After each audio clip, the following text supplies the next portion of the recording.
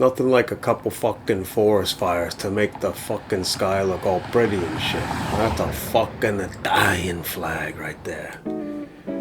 Hello everybody, my name is the chef and welcome back to Deadpan Dining. In today's video we're going to be making lasagna, an Italian classic. Everybody likes lasagna. I got me some ghetto tomato products here. What is this brand? Unico? I don't know. You know, every ghetto grocery has that. We got some mirepoix.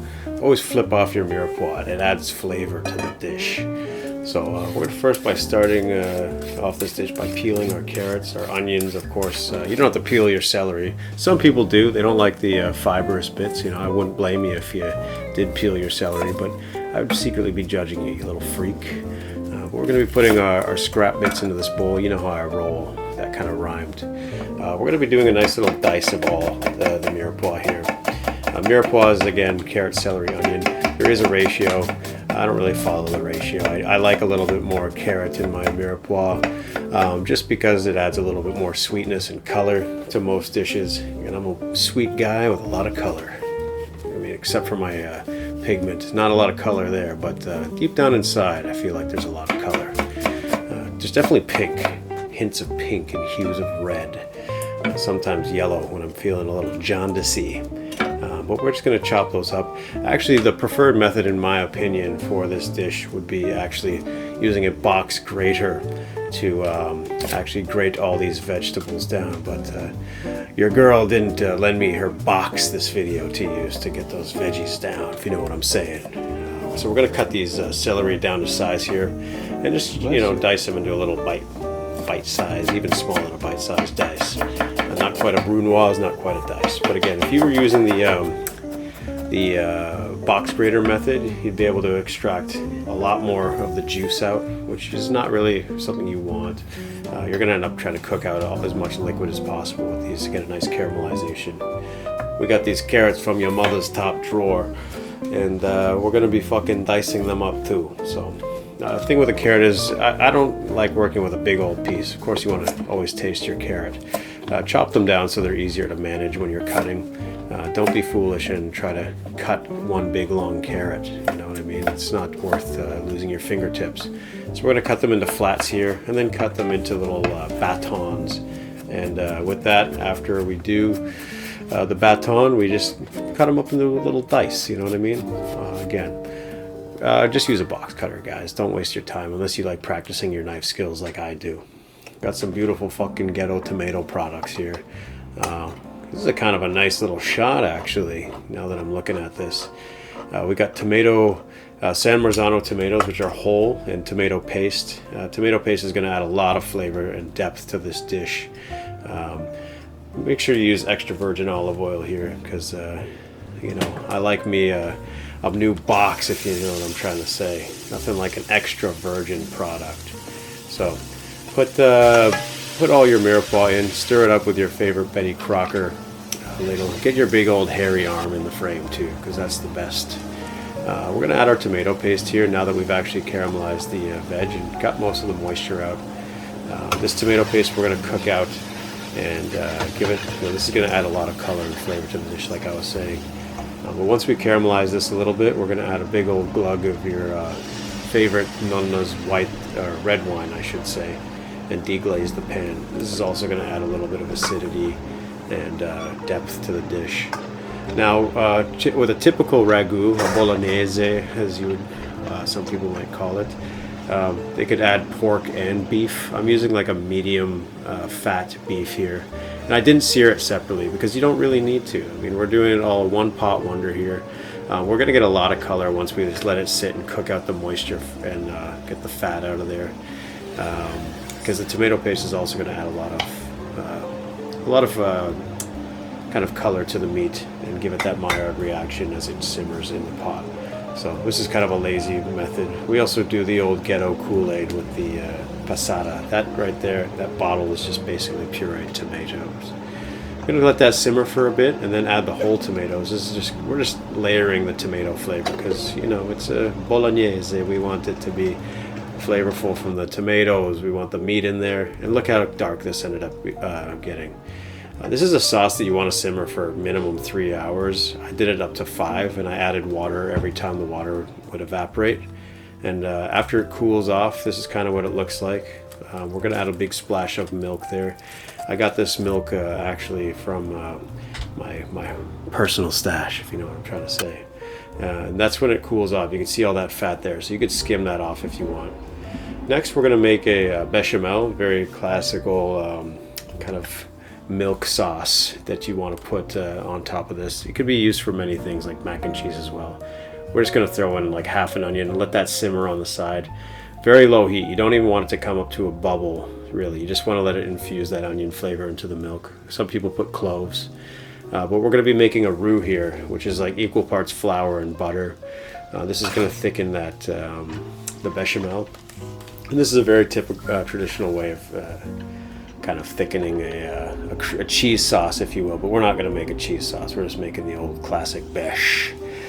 We got our nunchuck spoons here, which we fucking robbed off some turtle. And we're using that to stir because we don't want to use any metal on this non-stick. We're going to transfer it back because we just wanted to get all the lumps kind of out before we added it to the milk. You could also strain this later, but basically we want to like bring it to a simmer and whisk out all the lumps. Last time I had my lumps whisked out of me was when I went to prison for a weekend for a couple speeding tickets that I didn't pay. So we got a nice smooth bechamel here now, and we got some water. This is kind of how much salt you want to put into the pot. I know it seems like a very excessive amount, but we actually want quite a bit of salt. We want this to taste like Davy Jones's asshole, which is kind of like a combination of seawater and an olivey brine. So that's what my chef who trained me said before he spread his cheeks. But anyways, we have some not homemade lasagna sheets. Homemade is obviously better, but I was in a little bit of a time pinch this time, so we're just using the old boxed stuff. Nothing wrong with using boxed pasta, especially if you want something that's a little more resilient, like for a lasagna. It's okay to use this boxed pasta. A little bit of olive oil on your parchment hooper or whatever type of vessel you have to hold these big old noodles. We don't have my chef's arsehole here to hold the noodle this time, so we're just going to use the parchment paper. And we're just going to give it a little fold over because we put a little olive oil on there. We're just trying to coat it. We actually did like double or triple the amount of that, but we just didn't want to show you the whole me just pulling a noodle out of some water. So I'm going to use that same parchment paper to line this baking sheet. It's like a cake pan, you know. I like my lasagna a little bit dry, kind of like a nun's twat. So we're going to put a little bit of bechamel at the bottom here. You can make it a lot more like saucy and cheesy if you want to, but I like a little bit of crispy, crunchy, and I can add more sauce on top. That's my kind of lasagna. So we're actually going to cut these sheets down to size just by measuring it up here. So we can proceed to stack. So we're going to start making layers. I put the little beche on the bottom, and we're now going to layer in our ragu, the one that was cooking for, you know, fucking 5 hours. It's basically just meat paste. Like I said, we're going to make it a little bit less saucy. Some people like it more saucy. Do whatever the frick you want to do. So add some ricotta here. This is going to add a really nice layer of element of cheese and texture. And we put a little bit of chili pepperoncini on top, which is kind of like a very just garlic and chili, but I cooked mine beyond, so it's a little bit more dark, which is nice. I like that kind of, I wouldn't say burnt, but like super caramelized flavor. Add more bechamel, more ragu, and some more ricotta, of course, and just kind of layer this up as tall as you want, really. You can make it fill up the pan. Fill your boots, too, if you want. Fill your underpants, for all I care, with a little bechamel. This is how I made this bechamel. Freshly whipped pants pudding style bechamel. So just here, again, a little bit of that chili oil, chili crisp, I guess. And just, again, keep layering it up. The taller it is, the more you'll have to shit when you eat, because of course it's just cheese, meat, and fucking gluten. So you know there's a lot of glutards out there nowadays. So yeah, put these, just keep on layering the sheets, and we're gonna fold over the top. and just sort of bake it at 400 degrees, you know, until it's ready. Mine took about half an hour. I'm putting this over top so it doesn't burn too much, but it, you know, because it's in the pan, it'll still get a little crispy. So, yeah, like I said, 400 degrees. I'm doing mine for half an hour. We got a raw dog right here, the boss of the house, I should say. Anyways, take out your lasagna, and there's also another reason why I wanted it to be dry, which you'll see at the end. I wanted to have a little fun with the plating of this dish, so we're just going to flip it out of the pan, just so you can see how beautiful and nice that looks right now. By golly. Last time I dug, it looks like somebody fucking dug up a, you know, like a turd from a fucking, on the beach or something, I don't know. You can see it's still got that crispy turd consistency. We're going to get a little cross section of it here. We're going to cut the edge. You can see how crispy the edges are because the knife is like crunching. But you got this nice little cross section of this semi firm lasagna. But we're going to plate it like a really new style. This is called Art Nouveau, in the shape of a dick. But we don't eat dicks around here. I know somebody who does though, and his name is Anubis. Here, boy. Come get your pee-pee. Thanks for watching.